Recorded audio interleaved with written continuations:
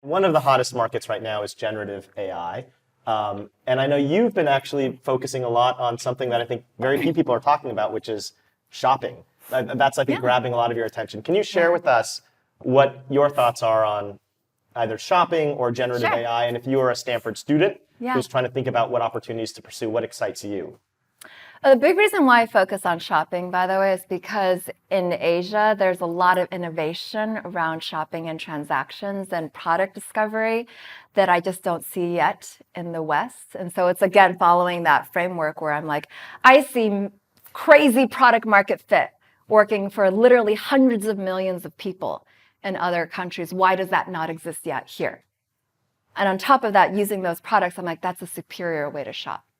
And shopping is also great because I think ad-based businesses are pretty tough going forward. And so if you're dealing with a business model that has some transaction naturally baked in, easier to eventually make money.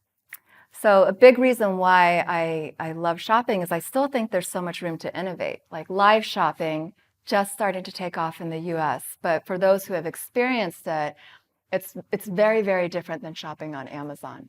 You get a sense of community if you're a buyer. It's fun when they call out your name. The sellers move product so much faster. It changes the velocity of liquidating anything. Much faster than eBay listings, much faster than Amazon. That's an innovative, completely new behavior shift that I think we're going to see a lot more of going forward. Another big one is just even thinking about product-based discovery. One of the top apps of the last couple of months is Temu. It is a US app created by Pinduoduo. It is completely product discovery based, recommendation based. The more you use it, the more likely it recommends something you're likely to convert on. Completely different than how we use Amazon.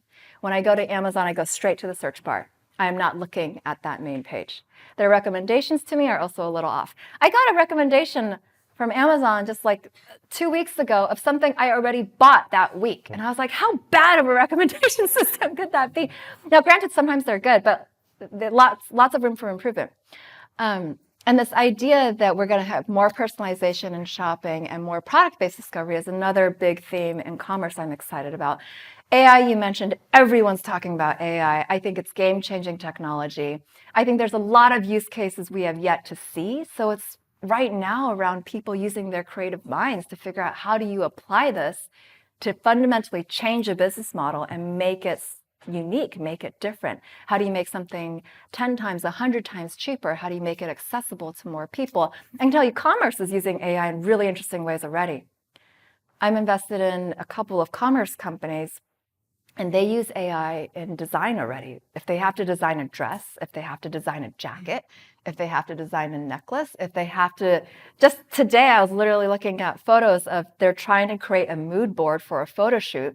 They're using Midjourney to generate those images. They're not looking at standard photos of Vogue or things that are outdated. They're generating things on the fly using software to guide the photographer on what to do. So there's so many use cases, I think, of AI we've yet to see. And you guys are in great position for those of you who are thinking of starting companies because I feel like the world's your oyster right now. There's so much to explore.